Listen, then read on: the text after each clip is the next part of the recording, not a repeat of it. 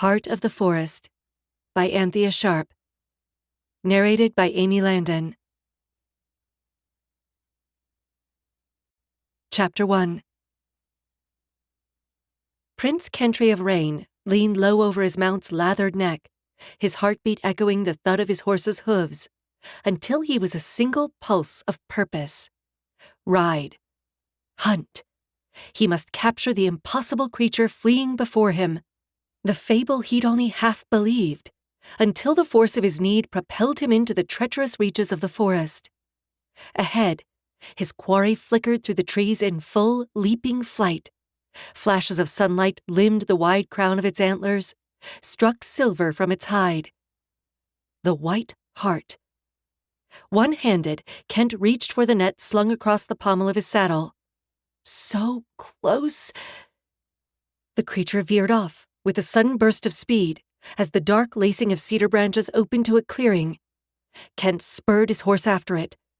The sharp scent of crushed ferns hung in the air as the pale shape of the stag vaulted back into the Darkwood's embrace. Undaunted, he followed. "Kentry! Prince! Wait!" The shouts of his companions faded as he re-entered the cool shadows beneath the trees. The White Hart fled along a game trail barely wide enough for Kent's mount to follow. Bushes raked at his sides, and he was forced to duck to avoid low-hanging boughs. The wet, musty smell of upturned loam hung in the air. Faster, faster. Surely he was closing the distance. Behind him, the mournful cry of a hunting horn sounded, as faint as a mother's call to her wayward child. A red-breasted bird fluttered, startled, past his head. Shafts of sun speared through the evergreens, striking down like solid columns through the dark branches. Pale yellow flowers nodded on graceful stems, blurring past so quickly he scarcely glimpsed them. The path swerved around a bush laden with translucent red berries tucked among coin-shaped leaves. Other than the rasp of his breathing, the silence pressed down. His horse's hoofbeats were muffled by the carpet of cedar needles strewn over emerald moss. The birds had all stopped singing. No more shouts sounded behind him. It was only him, his gelding and the glowing White Hart leading him into the depths of the forest. When he'd announced his intention to ride into the Darkwood in search of the fabled beast, his family had thought him mad. The dinner conversation had halted while his older brothers exchanged skeptical looks across the long, candle-bedecked dining hall of the palace. "Certainly not," his mother had said. His father, the king, had cleared his throat and asked Kent to present himself in the royal parlor after supper. The parlor, at least, was cozier than the formal throne room. The late evening light scattered shadows over the ornate Parnesian carpets, and the room smelled pleasantly of leather and his mother's rose perfume. Despite this, Kent stood uncomfortably, stance wide, hands clasped behind his back as he faced his parents. "Don't go," his mother begged him.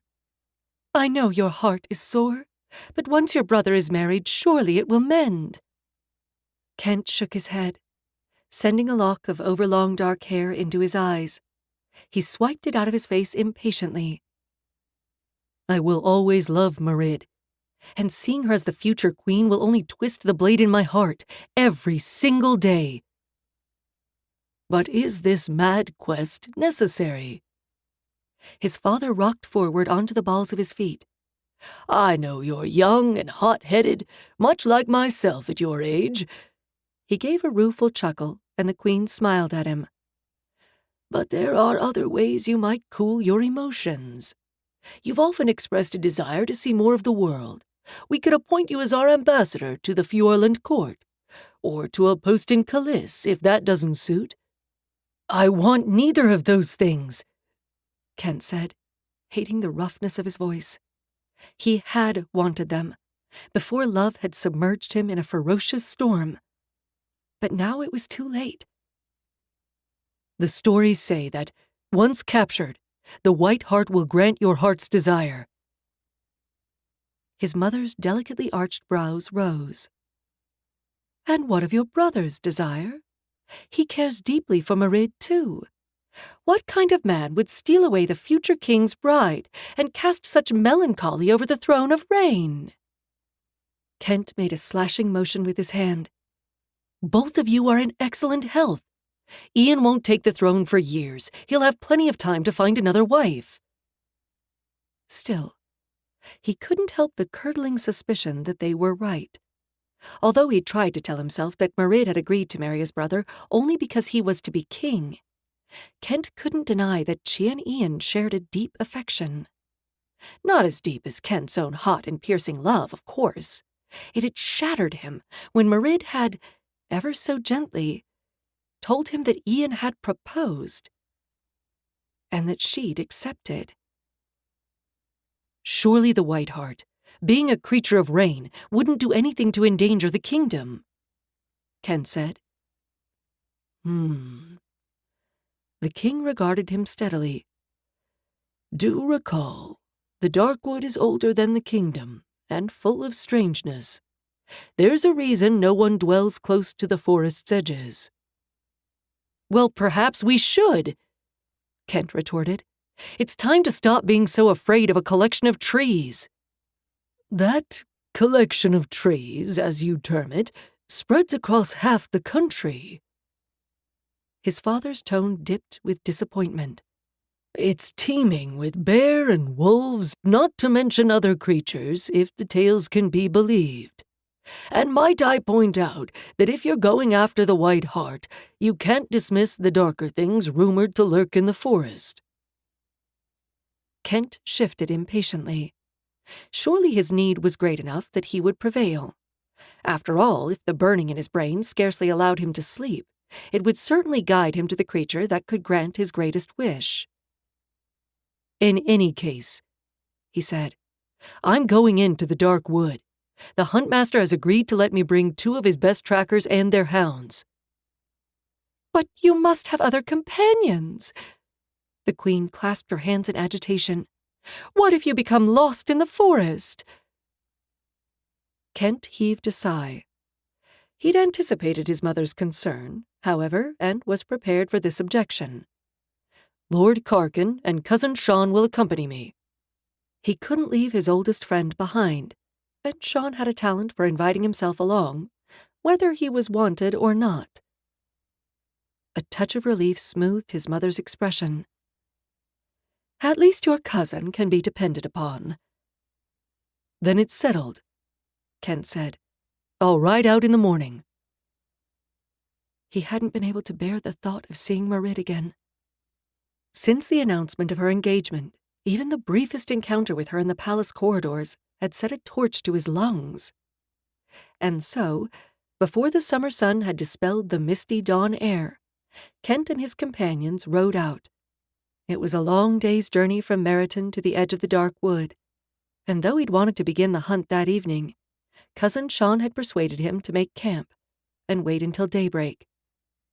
For the next 3 days, they'd searched fruitlessly for signs of their quarry, until one of the hounds had finally caught a scent. Baying joyously, it had led them deeper into the forest. At last, Kent had glimpsed the silvery stag that was his prize. Now the White Hart bounded before him, leaping gracefully down a fern-carpeted slope. Kent followed, blessing his sure-footed mount, aptly named Nimble. He set one hand to the net he carried. Although his bow was slung across his back, his goal was to snare the stag, not kill it. The White Hart burst into a meadow, Kent at its heels. He grabbed the net and bent lower over his horse's neck. Closer, closer. He could hear the beast snorting for breath, see the white of its eye, and smell its sweet, wild odor. In the corner of Kent's vision, he glimpsed a tall stone, sparkling eerily. But he had no time to pause. He readied the net, lifting it overhead. The White Hart glowed beneath the encroaching darkness of the trees, the sunlight gone between one breath and the next. Kent's mount faltered. His throw missed, the net capturing nothing but a bush covered in glowing purple flowers. The pale form of the stag, slipped between the enormous tree trunks, and was gone. Heart pounding, Kent drew nimble to a stop. He leaned down and gathered up his net, inhaling the richness of loam and cedar, and then took stock of his surroundings. Between one heartbeat and the next, the Darkwood had transformed, growing fierce and magical. Strange blooms glowed with their own radiance beneath the fronded branches of the evergreens that now towered high above him, blocking all the light. He squinted up, dismayed to see a huge golden moon floating in a dark sky brushed with unrecognizable stars. And was that another moon, trailing behind its brighter sister? Where, by all the seas, was he? Movement again, between the trees. For an instant, the shape of the silver deer was outlined against the green-black shadows. Casting aside his confusion, Kent urged his mount forward. This time, he vowed, the White Hart would not escape. Chapter 2. Fanialeth Lasgalan woke with a start from her moss-cradled sleep. The tall cedars of the forest waved above her in an invisible breeze, and she stared up at them from the green depths of her ferny bower. Something had echoed through her dreams, a strange, mournful call, a shimmer of magic. Sitting, she lifted her palm and called a blue sphere of foxfire, then sent it to hover overhead. She'd been wandering the Erenvorn for 3 days, and was wary of encountering the strange creatures said to roam the depths of the forest.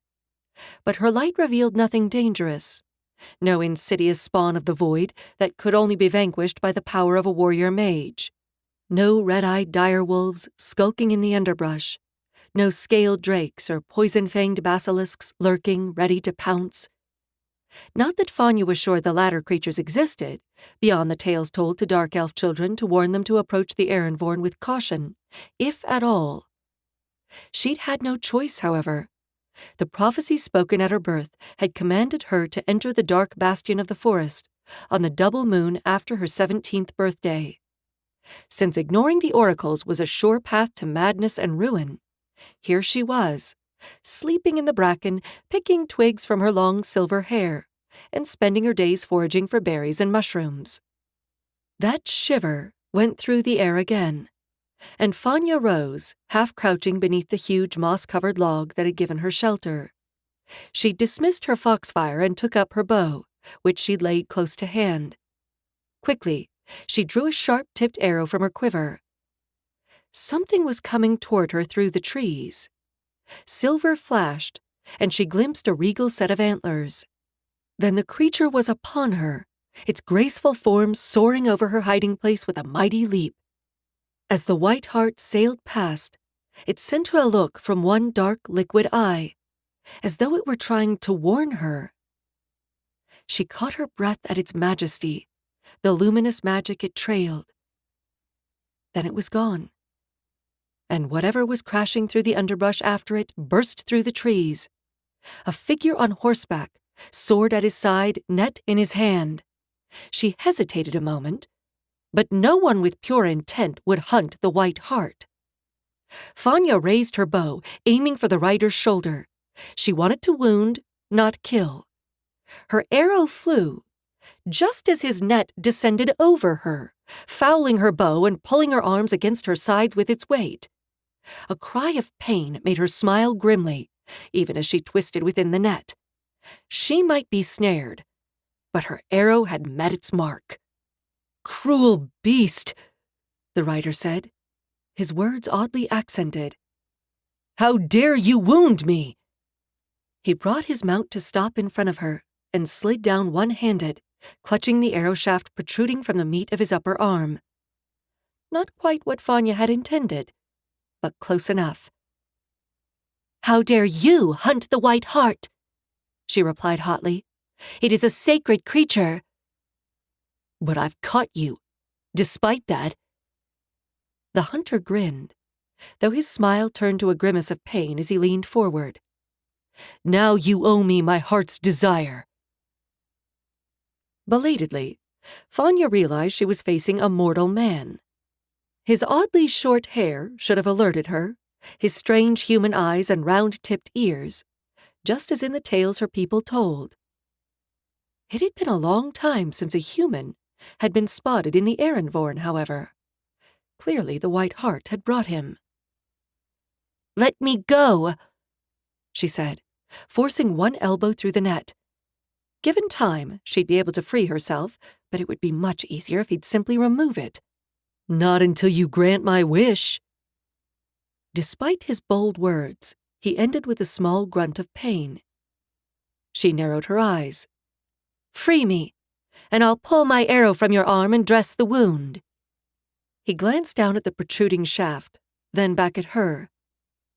"Although that's a pressing need, it's not my heart's desire."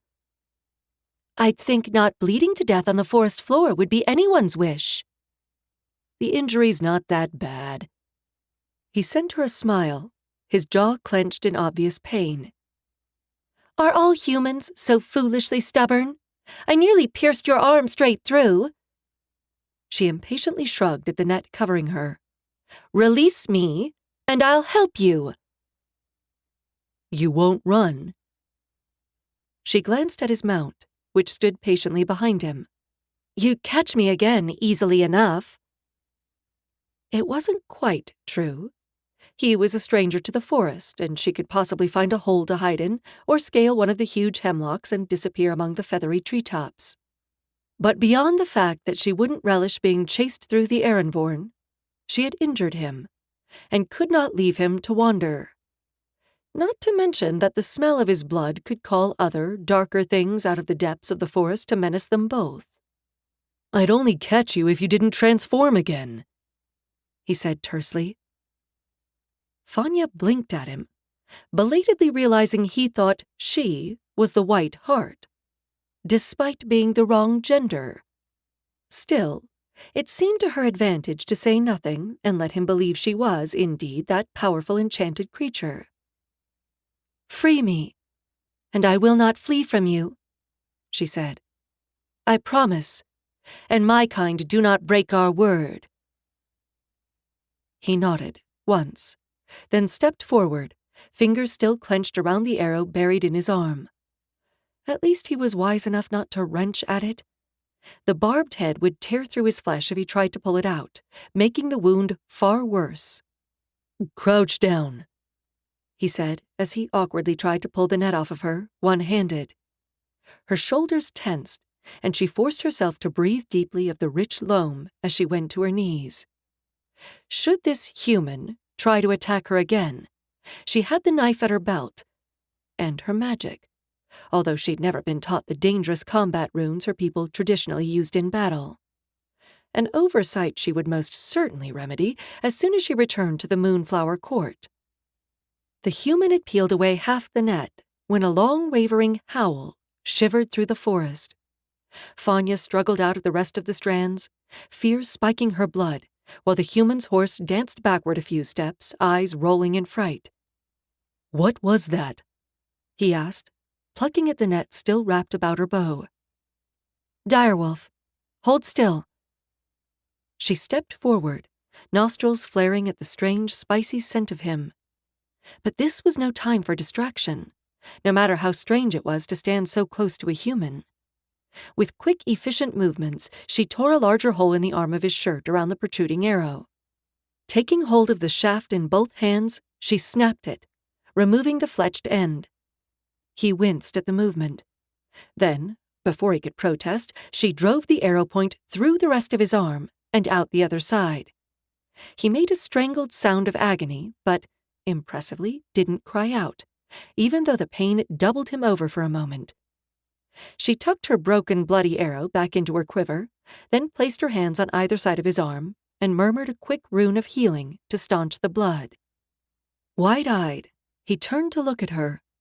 Their gazes caught, and she blinked at his nearness. "You are magic," he whispered. Then the wolf howled once more, and Fanya jerked away. "It's only a minor rune," she said, "but it will help until we reach a true healer." She turned and plucked her bow free of the net, which he quickly folded away. "And where will we find one of those?" He turned and scanned the forest. "Not here, and we should go." Though a part of her might wish to, she couldn't abandon him in the Erinvorn. Even though he was no longer bleeding, he was still wounded, and though she wasn't pleased at the fact that prophecy had thrust a human into her life, there was no arguing with fate. He turned to his horse, lifted his hands to the saddle, then let out a grunt of pain. "You're not healed," she said, "only slightly mended. You must favor your arm." He gave her a tight nod, and, face pale, mounted. As soon as he was settled, she set her hand on the horse's side, accustoming the animal to her touch. "I will ride with you," she said. Then, before he could protest, she murmured a quick feather-light rune and leapt up behind him. His mount waffled softly, but didn't object to her presence on its back. "Oh." The human turned to look at her over his shoulder. "I thought you might—" "I told you I would not transform," she said, which was not a complete falsehood. She couldn't turn herself into a white deer even if she wanted to. None of her people could change their forms, no matter what this mortal man seemed to think. His eyebrows drew together in question, but before he could voice any objection, she prodded the horse into motion. Quickly, he swiveled to face forward and guide his mount around the mossy hollow beneath the log, where she'd taken shelter.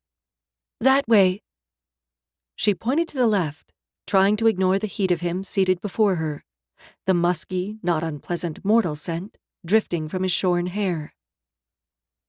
"How far are we going?" It was a good question. She frowned, thinking. Certainly not all the way to Moonflower, which was a journey of nearly 2 double moons.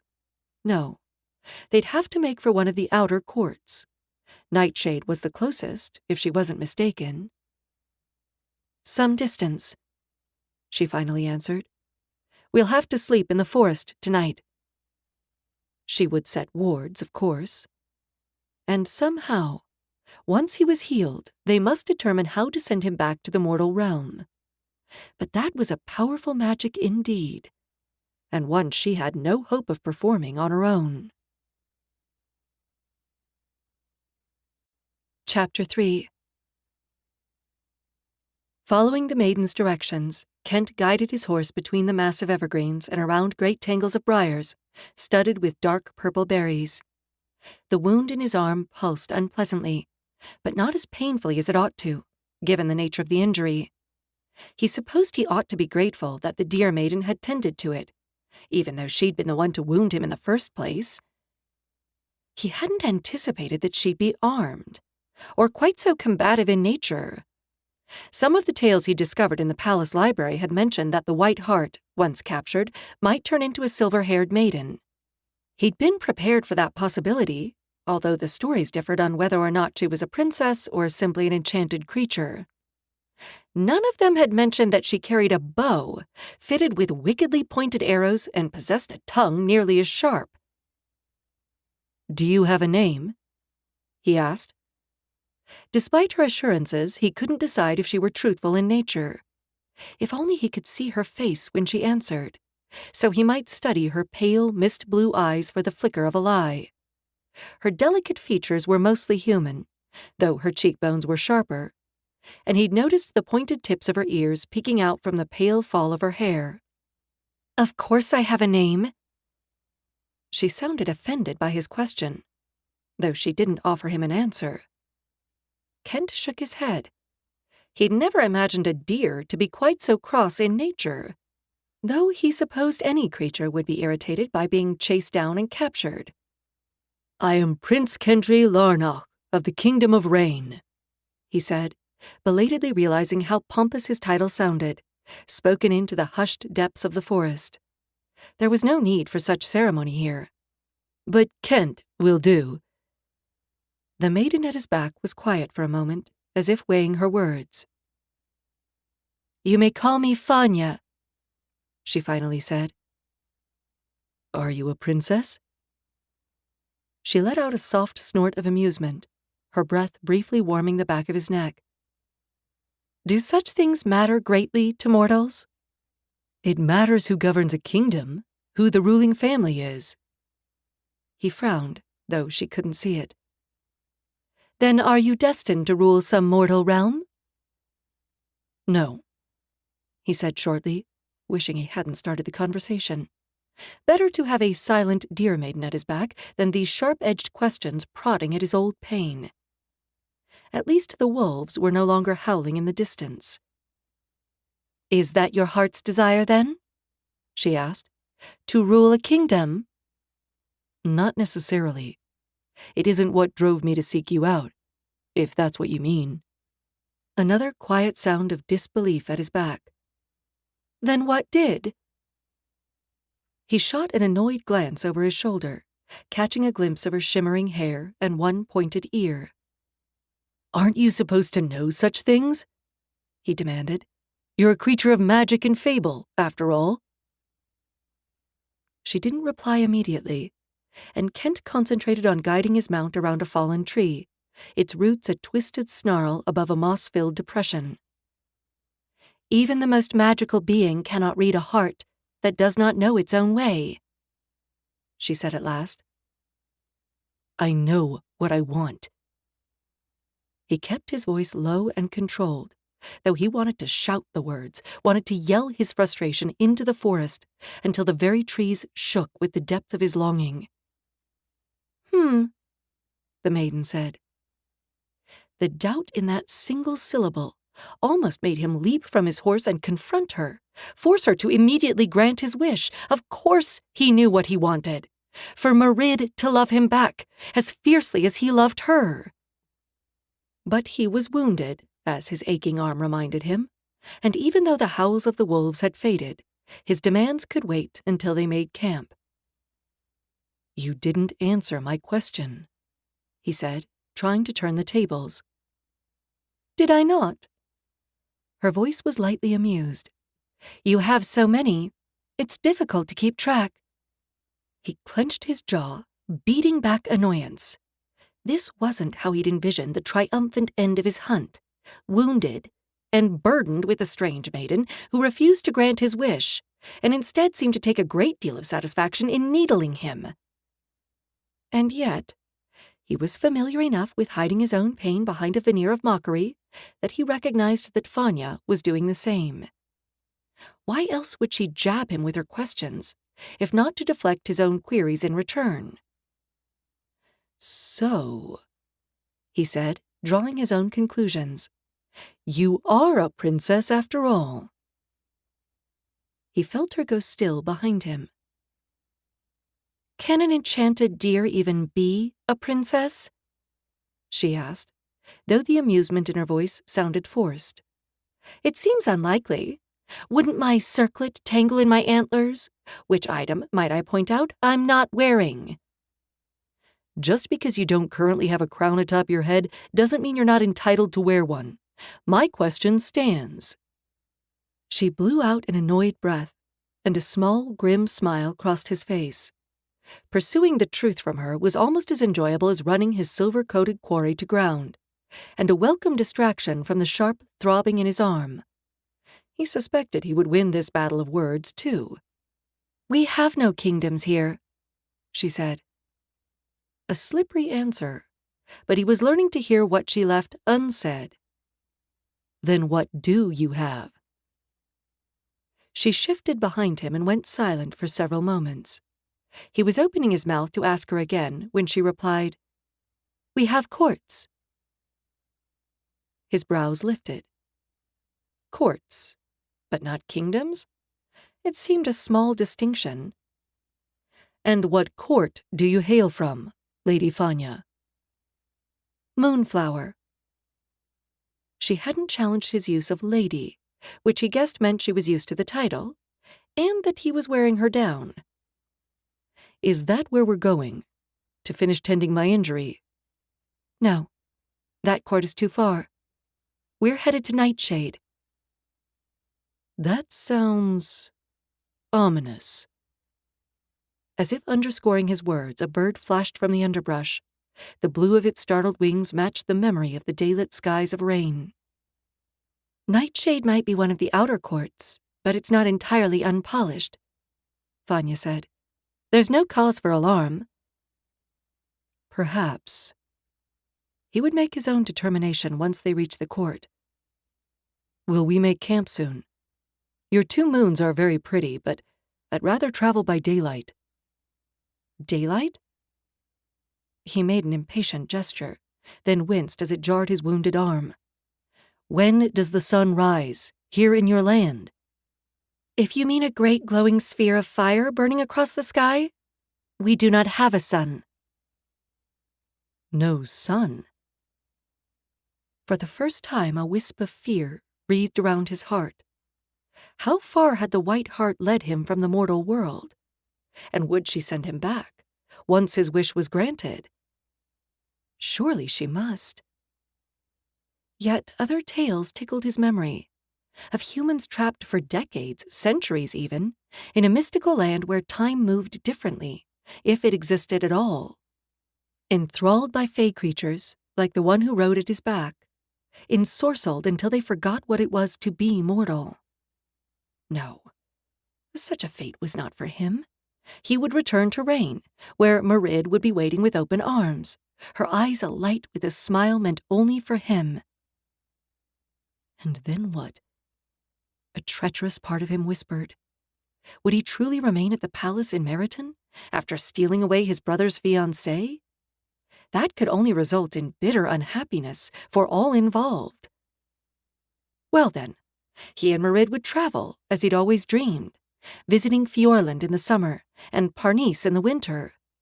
When they were ready, they'd find a pleasant place to settle down and raise a family, far from their own families. Enough. Kent reined his thoughts back to his current predicament, injured and trapped in a shadowy realm, with nothing but an irritable maiden for company.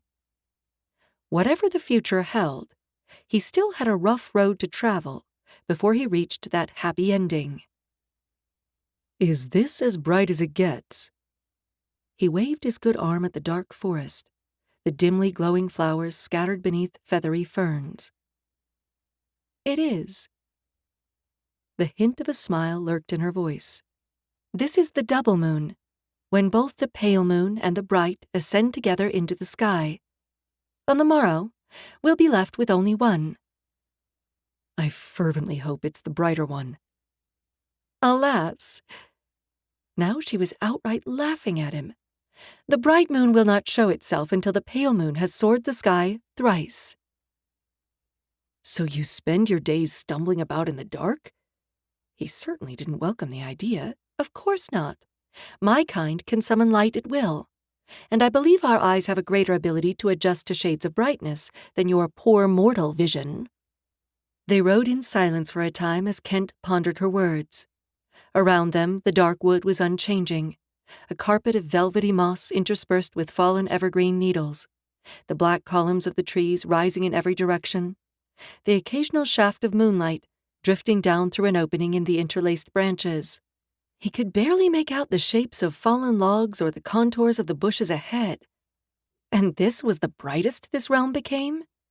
Can you enchant my eyes so that I might see better in the dim light? He finally asked. He wouldn't admit how poor his vision was, for fear she'd take advantage and flee. Is that your heart's desire? She asked, a teasing note in her voice. I'll pretend you didn't ask me that. A soft chuckle, and then he felt her lean forward, her breath against his neck once more. It is possible, I suppose, she said. Let me think upon it. He nodded. Such a small enchantment should be within her powers, though he'd make absolutely sure she knew it was not the wish he'd claimed in return for her capture. If he'd learned anything from his fable reading, it was that magical creatures could twist the terms of any bargain, and that mortals had best take care. Chapter 4. As they rode, Vanya pondered the human's request. She knew the rune to call light, of course, Kalya, and several others that created a small glamour, such as adding extra sparkle to gems or a sheen to her court gowns. Perhaps a combination of the two would work. "I will attempt to enchant your vision," she told Prince Kentry the next time they halted for a rest. "Just to be clear," he said, moving stiffly to perch on a nearby fallen log, "this is not my heart's desire." "Understood." She nodded gravely, pretending she actually had the power to perform such a life-changing magic as reading his heart and making that wish come true. She started by quickly refreshing the healing rune on his arm, frowning at the reddened flesh surrounding the arrow hole.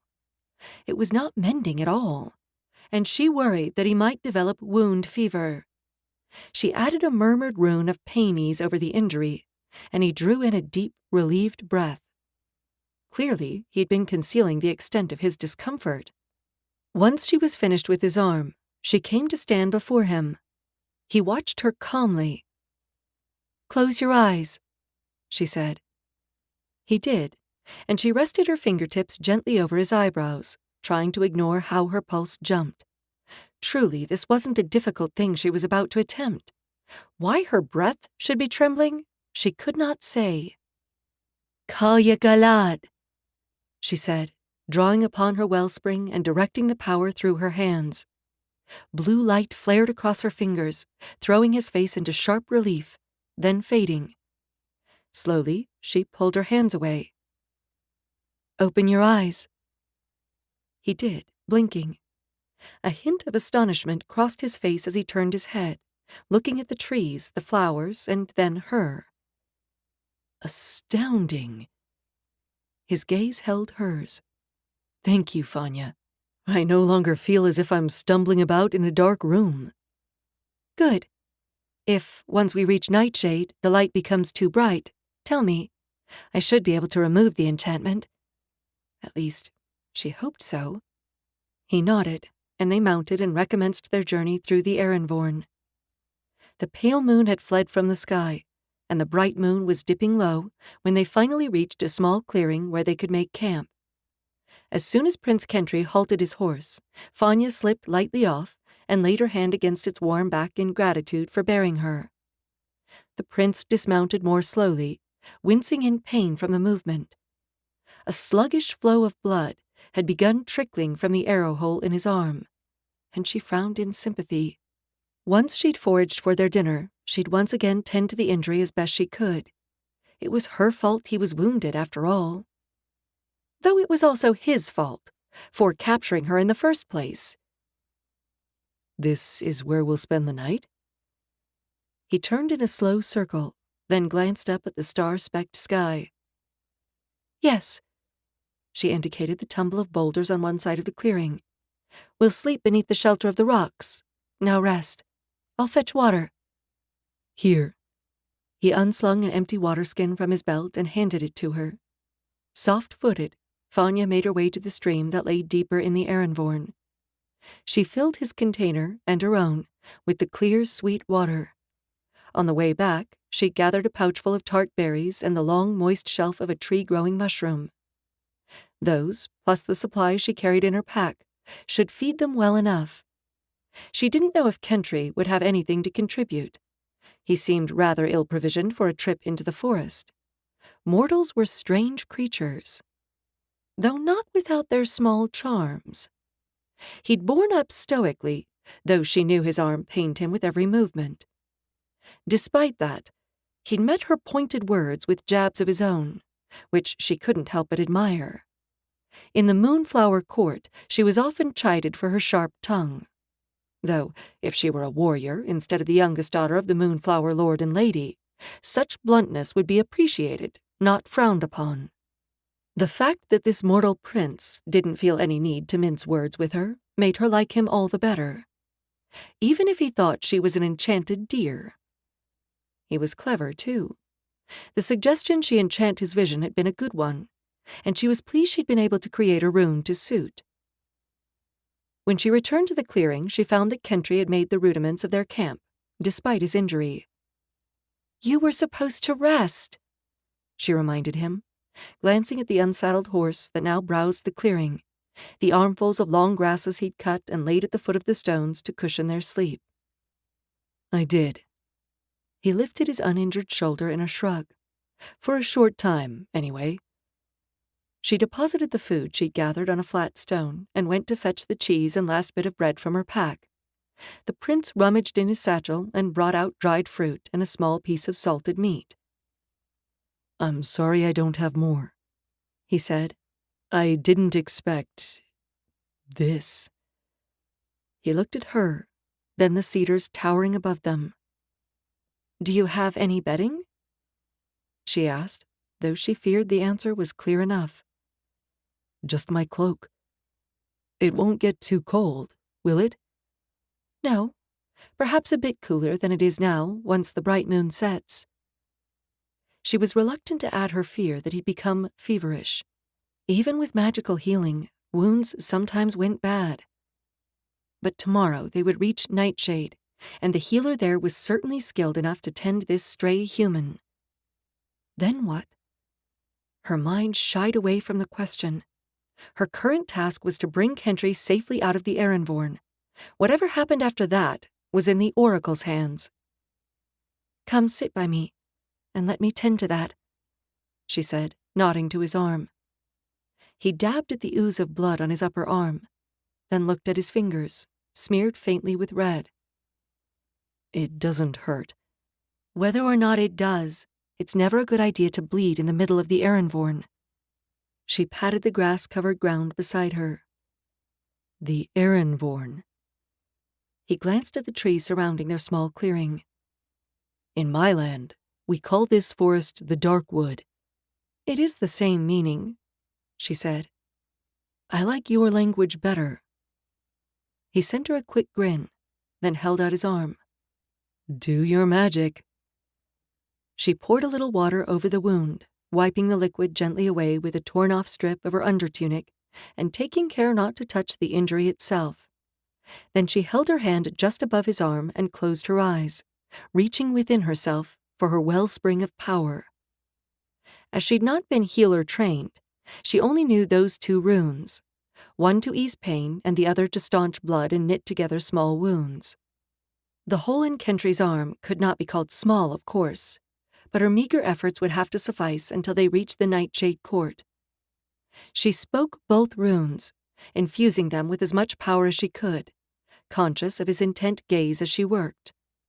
When she finished, she glanced into his face, glad to see that the lines of pain creasing his forehead had eased once more. "Thank you," he said. "Since I caused your injury, it's only fair that I tend it.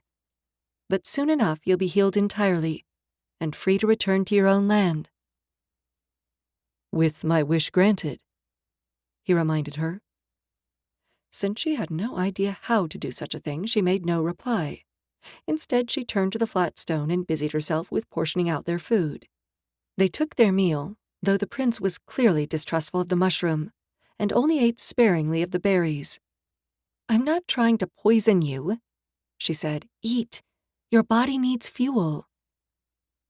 Slowly, he picked up a slice of mushroom and sniffed it. "It's unfamiliar." "This whole realm is unfamiliar to you," she pointed out, a bit tartly. "That doesn't mean you must starve to death."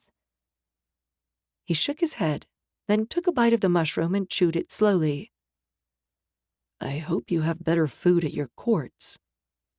"I didn't think it wise to light a cooking fire, but I assure you my people don't subsist on raw foods gleaned from the forest." His eyebrows twitched, but he finished the piece of mushroom. She noticed he didn't reach for any more. The last golden radiance faded as the bright moon slipped away behind the trees, chasing the absent pale moon.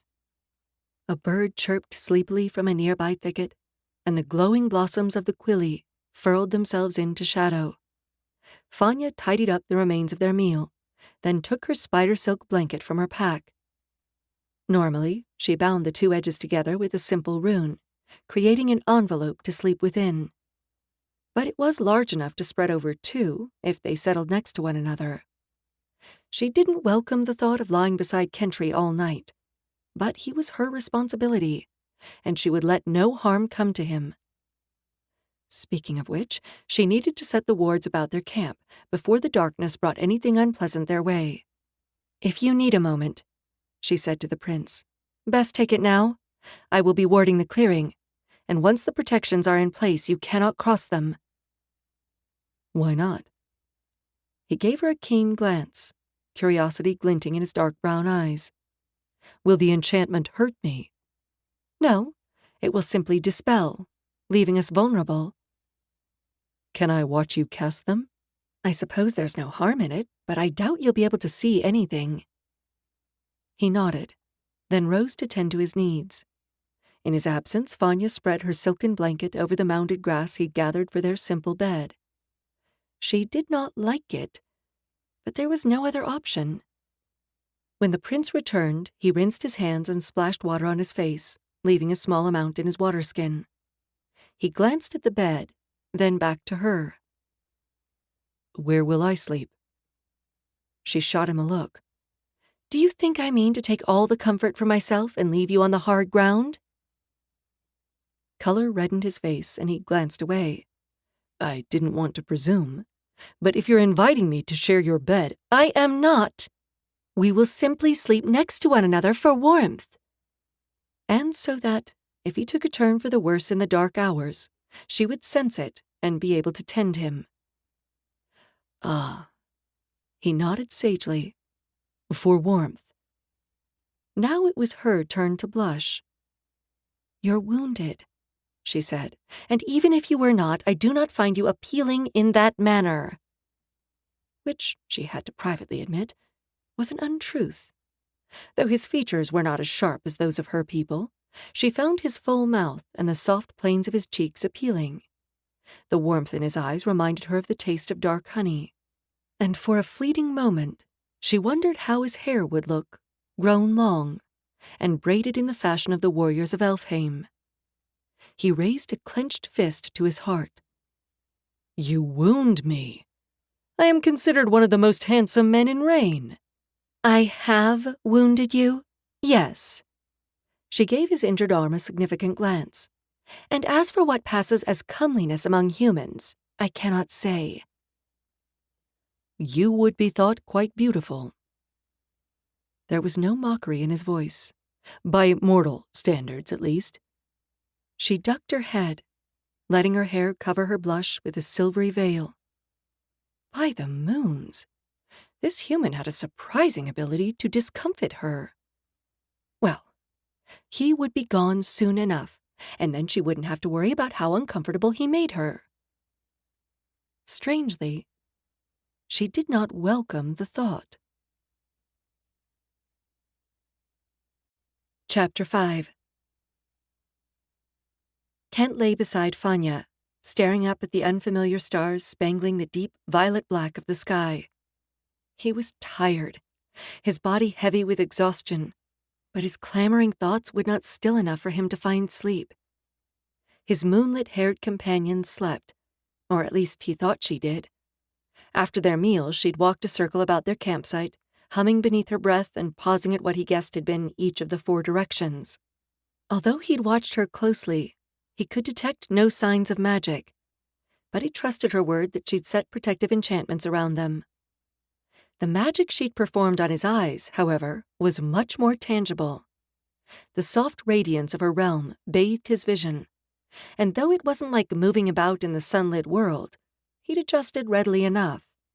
Her healing magic wasn't as effective, unfortunately, although when she'd murmured the strange liquid syllables over the injury one last time before they took their rest, he'd sighed with relief. The waves of pain receded like the tide pulling away from the shore. The discomfort would be back, he knew, but hopefully not soon. He didn't tell her that he felt hot and restless. Even if the wound was beginning to fester, there was nothing Fanya could do to aid him. Tomorrow they would reach the court she'd told him of. Nightshade. It did not sound appealing. He imagined a dark and eerie place filled with purple shadows and strange pale beings who would not be pleased to see a human in their midst. But they would heal him, and then Fanya would grant his heart's desire. Although, He had to admit that the burning devotion for Marid he carried like a coal in his chest had cooled ever since he chased the White Hart into this strange realm. But surely, once he returned to Raine, the force of his yearning would again pierce him with every breath he drew. And even better, Marid would love him back as passionately as he loved her. He pulled the knowledge over him, as comforting as the wood smoke smell of his cloak laid atop them. Finally, he slept. Fanya woke suddenly, her senses humming. Something had triggered her wards of protection. Slowly, she reached for the bow set on the ground beside her. Once her fingers were wrapped about the grip, she sat in one smooth motion, pulling an arrow from her quiver and knocking it to the string. Bow drawn, she scanned the shadows beneath the trees. Nothing stirred. Her pulse beat through her, hollow and insistent. Then, suddenly, a rush of air over her head. She sprang to her feet, calling out the rune for foxfire. The blue light illuminated the underside of bat-like wings, the sinuous neck and baleful eye of a drake as it passed overhead. "Prince," she said softly, nudging his sleeping form with her foot. "Awaken." In credit to his obvious warrior training, it took only a single heartbeat for him to roll from beneath his cloak and draw the sword he kept sheathed on his side of their makeshift bed. "What is it?" His voice was heavy with sleep, and he blinked, squinting at the clearing. "Are we under attack?" "Imminently. From above. My wards will deflect one strike, but after that we'll be unprotected." "Not entirely." He shot her a tight look. "Good thing you didn't shoot my sword arm. What's after us?" "A drake.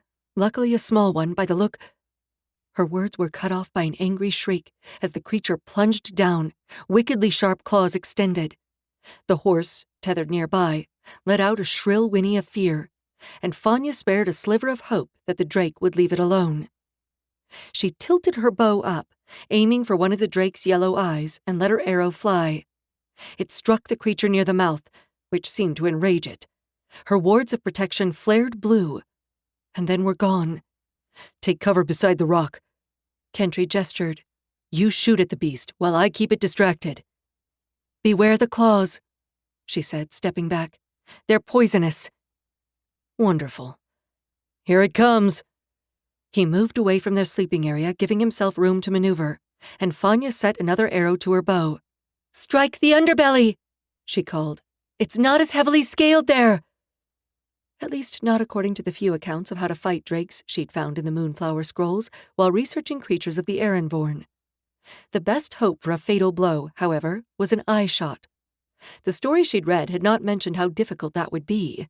The drake's head was set at the end of a long, scaly neck, which whipped about constantly. The creature descended, and Kentry ducked, swiping at its belly. His sword flashed blue in the light of her foxfire. The blade grated across the drake's scales, doing no noticeable damage, and the prince was barely able to avoid a vicious rake of the creature's claws. Fanya kept her arrow trained on its head, but it moved too quickly for her to be sure of hitting her mark. With effort, she kept her breathing controlled, her hands steady. There wouldn't be many chances to make her shot, and when one came, she must be prepared. No matter that her blood raced with fear, that the looming jaws of death gaped wide above their heads. As the drake made another pass, Kentry stabbed up at its belly with the tip of his sword. The creature screeched as the blade penetrated. Thick, dark blood dripped from the injury and fell, sizzling, upon the ground. The prince wrenched his blade free and dodged away as the drake darted its head down with a vicious snap of teeth. So far, Kentry had managed to stay away from the creature's attacks, but Fanya saw how clumsy his movements were growing. A sheen of sweat covered his face, and his blade wavered as he held it at the ready. With another screech, the drake back-winged into the air, keeping its baleful yellow gaze on Kentry. It was poised for another diving attack, but that momentary pause in the air was all Fanya needed. She sighted along her arrow, then let it fly. It struck the creature directly in the eye. Shrieking, the drake turned toward the rock where she sheltered and dove directly at her. "Fanya!" the prince cried, horror in his voice. She dropped into a roll, desperately trying to avoid the drake's poisonous claws. A touch along her back, feather light. Her jerkin parted, her skin stung. The creature let out a bellow and made an ungainly landing, then lurched around to face her once more. Shouting, Kentry threw himself forward and plunged his sword into the drake's other eye. It froze, swayed, and then with a gurgle, collapsed upon the trampled grasses. They stared at the fallen drake a moment, and Fanya felt a trembling wave sweep from her legs up through her whole body. Grimacing, Kentry wrenched his sword out of the creature's eye, then wiped the blade clean and sheathed it. He plucked the arrow from its other eye and brought it to Fanya. "Did it touch you?" he asked. Still kneeling, she reached to take the arrow, then winced at the flare of fire between her shoulders. "I think it did." Slowly, she turned so that he might view her back. A hiss as he sucked air through his teeth.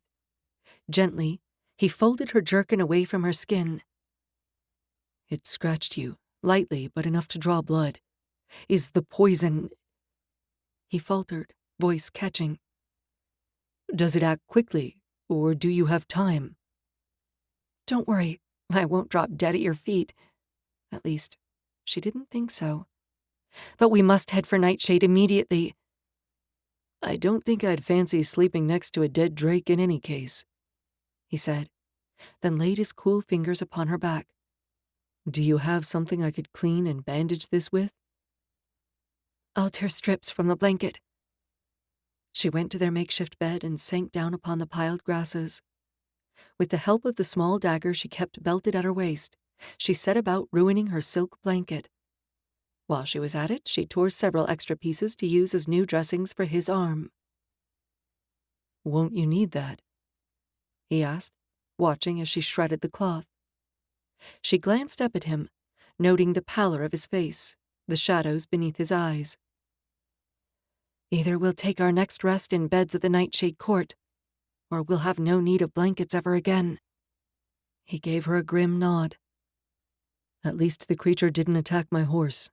As soon as you're tended to, I'll saddle up and we'll go. Can you bring your light a bit closer?" Though he tried to be gentle as he dabbed at her back with a water-dampened piece of silk, she winced whenever he touched the scratch. "I presume you can cast your healing magic upon yourself," he said. "Will it help slow the poison's effect?" "I don't know, but I'll try."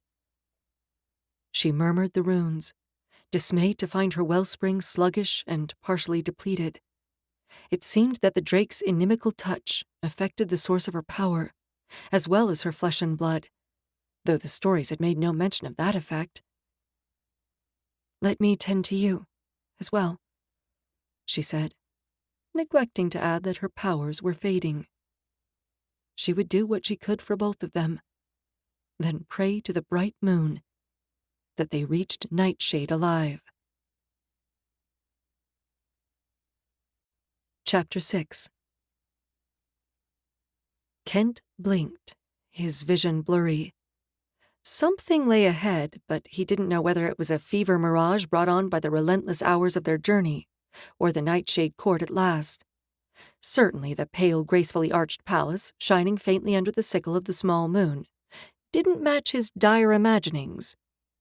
Perhaps it was an illusion after all.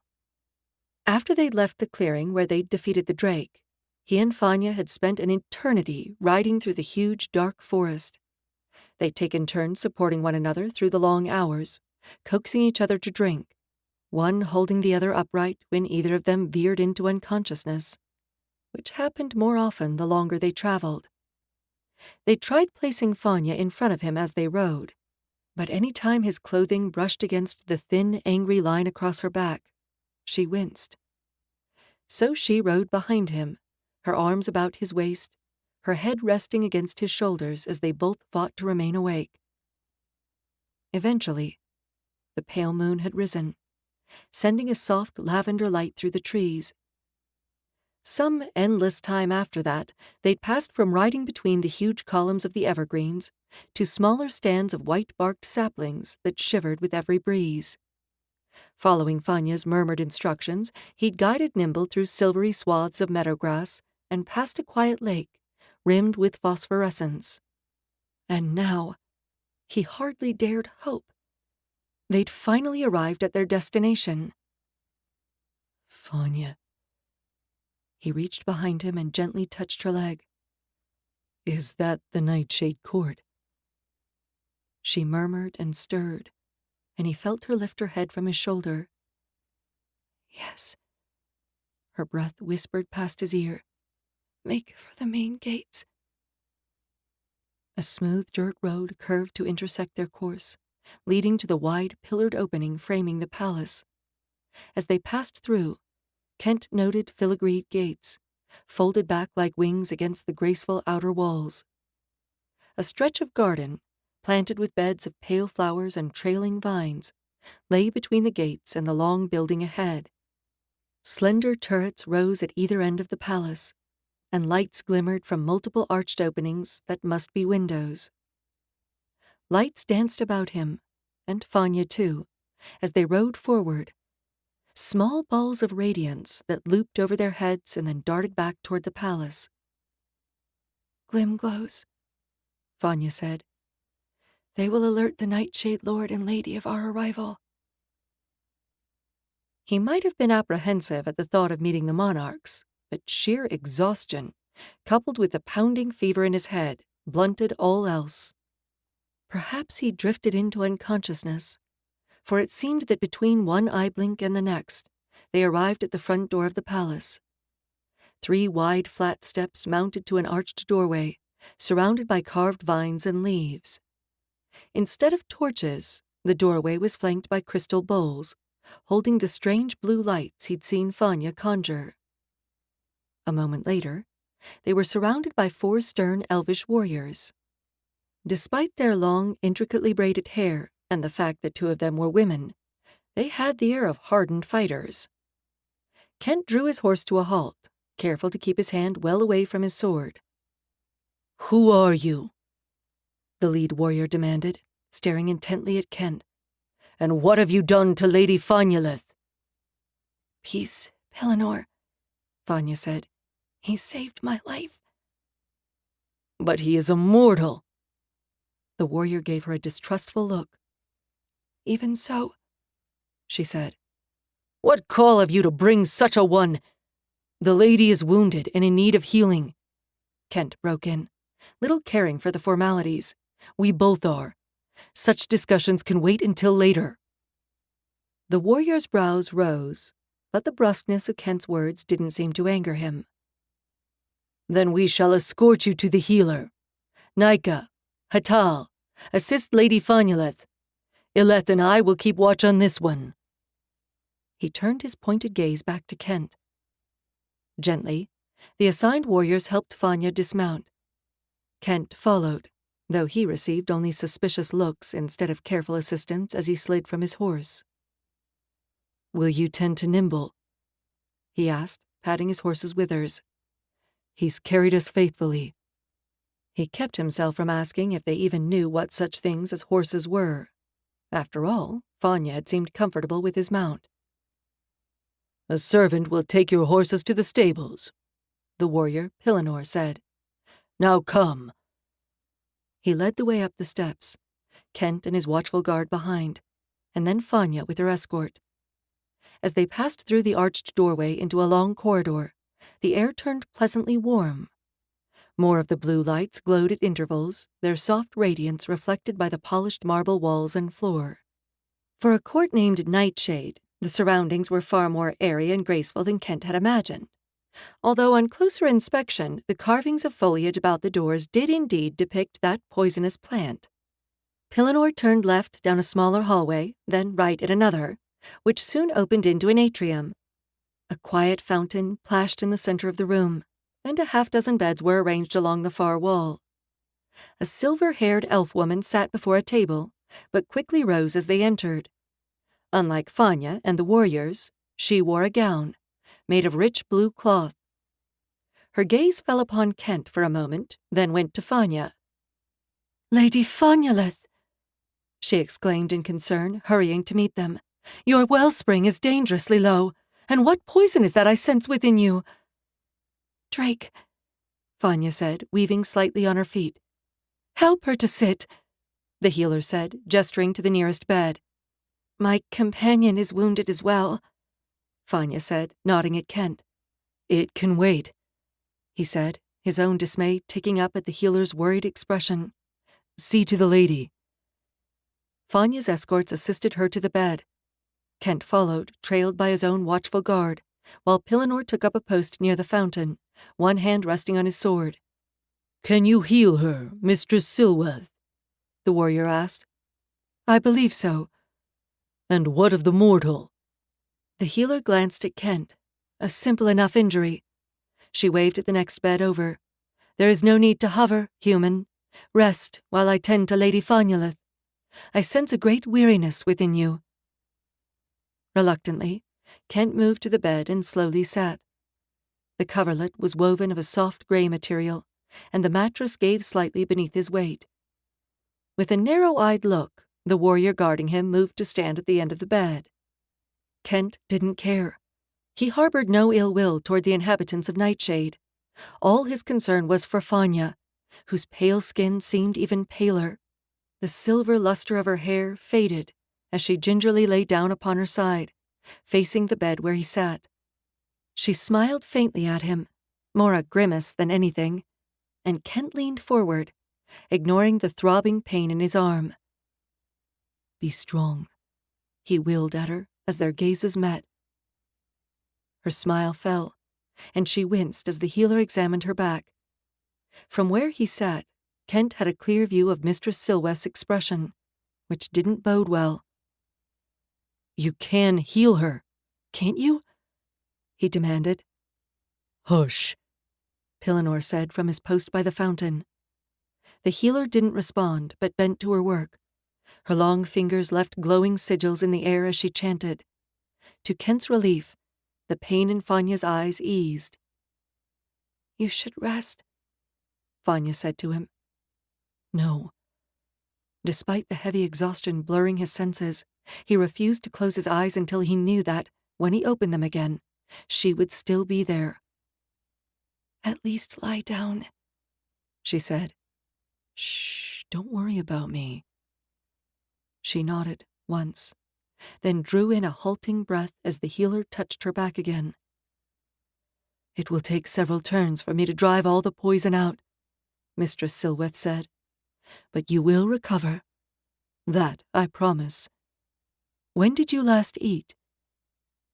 Fanya blinked. Not since last moonset?" Mistress Silweth frowned and sent one of Fanya's escort off immediately to bring food. Then she turned to Kent and peeled away the makeshift bandages around his arm. When she spoke the healing words, a great rush of ease went through him, and the bone-deep agony within him quieted. "Thank you," he said. "You are not fully mended," Mistress Silweth said. "You must take care with your arm for some time yet." "Can I stay here?" He looked at Fanya, who was still watching him. Truly, he didn't know where else he might go. She was his only friend in this strange world. "The Nightshade rulers will wish to speak with him," Pilinor said. "Might it wait?" Fanya asked softly. "I would stand at his side." The warrior looked displeased, but it seemed her request carried enough weight to silence his protests. Time passed in a blur. Kent slept, ate, slept again, though most of his attention was focused on Fanya. The healer performed enchantments upon her twice more, and with each healing session she seemed improved. In the quietest hours of the night, however, the drake's poison roused for a final attempt. The room was dim, the fountain still, when Fanya's whimpers of pain woke Kent. "Fanya?" He sat, blessing the enchantment upon his eyes that enabled him to see in the faint light. She tossed upon her bed, Her hair stuck damply to her face with perspiration. Quickly, he rose and dipped a pitcher of water from the fountain's basin, as the elves had done. He coaxed her to drink, then dampened a cloth and gently sponged her forehead. When the worst of her fever passed, he made to rise, but she gripped his hand fiercely. "Stay," she whispered. "I will. Give me a moment." He loosened her grasp and went to push his bed up beside hers. His arm twinged at the motion, but he paid it no heed. When he lay back down, she reached for him again, curling her hands about his. He bowed his head, their foreheads touching, and took a deep breath. For the first time in months, Kent passed the rest of the night in a deep and dreamless slumber. In the morning, the healer's brows rose, but she said nothing about the new proximity of their beds. She frowned when Kent told her of Fanya's fever in the night, but reassured him that the healing was well underway. For both of them. Chapter 7. "Lady Fanya." The summons woke Fanya, and she blinked in momentary confusion, trying to orient herself. The soft splash of the fountain in the healer's enclave of the Nightshade court, the soft radiance of foxfire, and the warmth of Kentry's hand in hers, their fingers entwined, his bed pushed beside hers. "What is it?" She slid her hand from his grasp and sat. He woke too and looked up at her, his brown eyes confused. The vulnerability in their depths made something within her twist with yearning. "Yes?" She glanced at the doorway where the warrior, Pilinor, stood. "An oracle has come," he said. "They request an audience." Of course. She looked at the mortal by her side. Her prophecy had sent her into the Erenvorn, where she'd found Prince Kentry. Now his time in Elfheim was drawing to a close. She refused to acknowledge how her heart ached at the thought. "Prince," she said softly, bending over him, "I have a confession to make." Now that the oracle was at hand, there was no more use in pretending. "I am not actually the White Hart." His brows drew together briefly, and then he smiled at her. "I know. Once we arrived at the court, I guessed as much." Before she could say anything more, a figure stepped into the room, garbed head to toe in white. The veil covering their head made it impossible to tell their gender, and their low, mellifluous voice gave no further clues. "Lady Fanya of the Moonflower Court," the oracle said, halting a few paces from her bedside. "I am here to complete the circle of your prophecy." Fanya nodded and swung her legs over the edge of the bed. She'd prefer to meet her fate standing. To her surprise, Kentry also rose and came to stand at her side. "I'm ready," she said. For whatever reason, the oracles had sent her into the forest so that she might find this mortal prince and bring him safely to Nightshade. Now that he was healed, they would return him to the mortal world so that he might fulfill whatever destiny awaited him. And for herself, she supposed she'd return, a dutiful daughter of Moonflower, and resign herself to an advantageous political marriage with one of the other courts. The thought pulled upon her heart, and she refused to consider it too closely. "Are you?" The oracle sounded lightly amused. "And what of you, Prince Kentry of Raine? Are you ready to achieve your heart's desire?" Fanya was conscious of the prince's gaze upon her, but she couldn't return it. Something inside her was cracking in two, and she dared not name the sorrow rending her. "I believe I am," Kentry said. The oracle bowed their veiled head. "Am I to send you back to the mortal world, then?" The prince cleared his throat. "Actually, I have a question." Fanya sent him a startled glance, and he slanted her a quick smile in return. "What is your question?" the oracle asked. "If you sent me back to the mortal world," he said, "would I ever be able to return here?" "No. The gate can only be opened once more." Kentry blew out his breath, then caught Fanya's hand.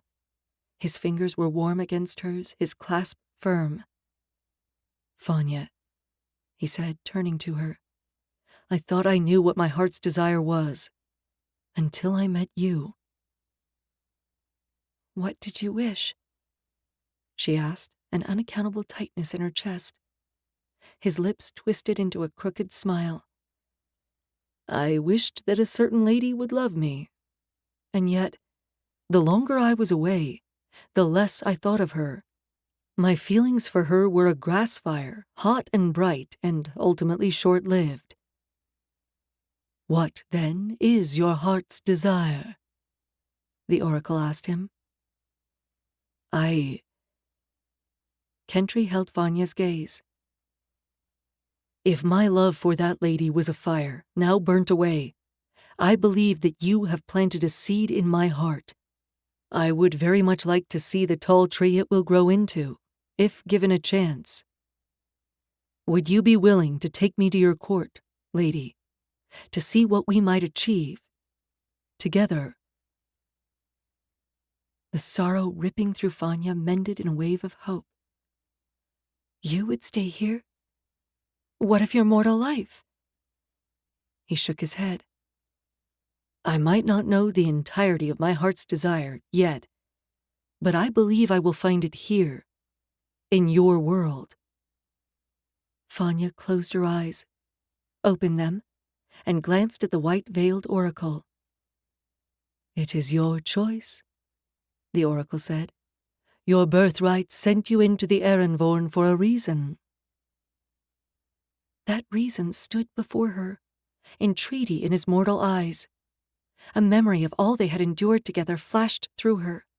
Prince Kentry of Raine, the courageous, irritating, handsome mortal man who wished to remain in Elfheim with her. "If you will take such a leap," she said to him, "then I can do no less. Prince Kentry of Raine, will you stay with me in this realm?" His smile blazed, and she thought she'd never tire of the look in his eyes. Warmth, admiration, companionship, and the seed of a deep love waiting to open. "Lady Fanyaleth, I desire nothing more." "You are certain?" the oracle asked. Kentry nodded. "My future is here, at the side of this moon-haired maiden, whatever may come."